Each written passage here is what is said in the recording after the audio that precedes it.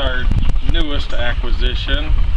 It's a Case 2290, bought over the weekend. Should be about a 130 horse tractor.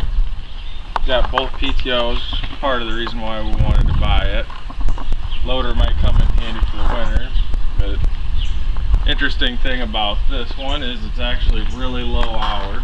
2,490 hours on it. From what I understand, basically a one owner in my mind. Guy bought it new, sold the farm and the equipment, so this tractor included, to his son, and we just picked it up the estate sale.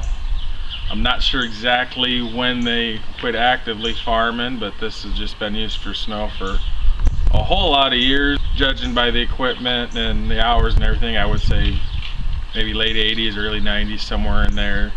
They quit farming. Pretty straight, and so far we haven't really done anything to it except for new tires. Just kind of an interesting story getting it home.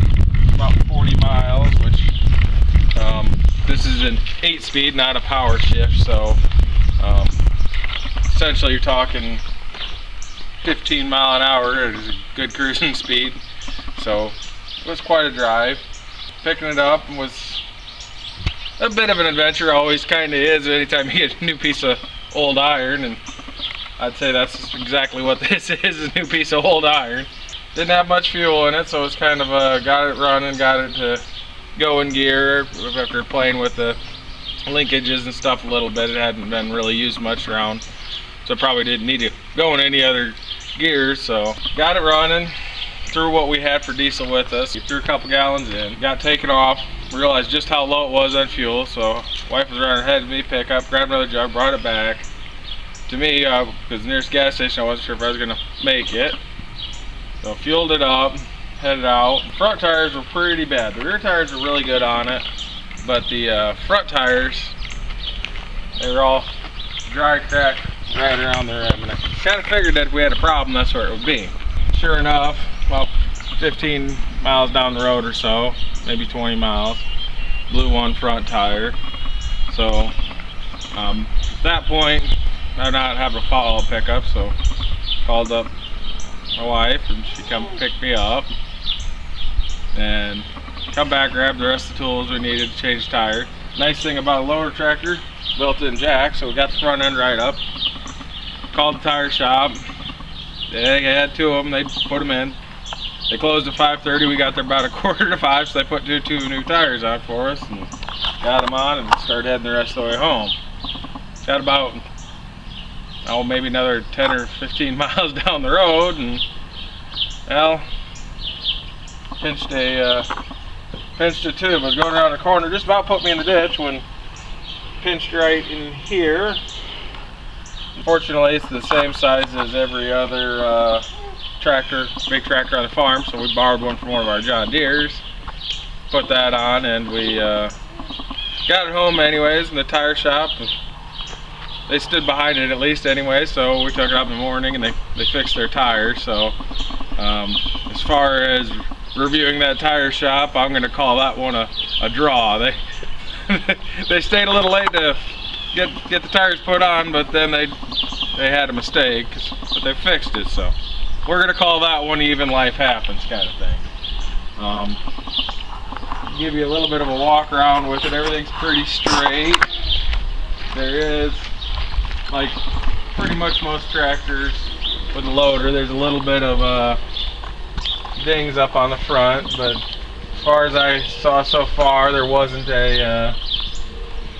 any welds or anything on the loader. A lot of times they'll be cracked around the pins or somebody's been working them pretty hard. This one does not appear to have that. I did buy the chains with it, the weight bracket. I didn't buy the weights. Probably should have, because they were a pretty good deal. But I kind of figured I'd keep the loader on, but I have the bracket, so if down the road I decided I just want weights and not a loader on the front of here, that won't be too hard. And chains, if you can buy them at a decent price, are just always a good buy. So everything's pretty straight otherwise. The engine's really clean. You saw the battery box cover in the bucket there. It only has one battery. Assuming they're getting it ready for the auction, they didn't feel the need to purchase 2 batteries. I will probably buy 2 new batteries for it, but I haven't really decided for that yet. It does seem to start pretty well with the one, at least in the summertime. Rubber's pretty good, pretty straight. Got a few little leaks in here. Mostly I think it's around these outlets, so I'm going to get that cleaned up, check the hoses and see. You know, I imagine the hoses are same age as the tractor from 1979. I do have that light. It's not busted out or anything, but the rubber ring is dry rotted and fell out.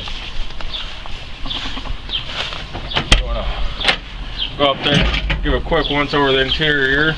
She needs plenty of cleanup there, but even the original air conditioning is working in it and fairly cold. Pretty quiet, smooth running. Everything seems to work on it. Still some adjusting to do with the shifter linkages. Right now it's just a little tight in a few spots, and it does not want to go in low. Somebody had that handle extension you see there. I assume that's just to make it quicker going forward and reverse when he was moving snow. So probably gonna end up pulling that out because this won't be my primary loader tractor.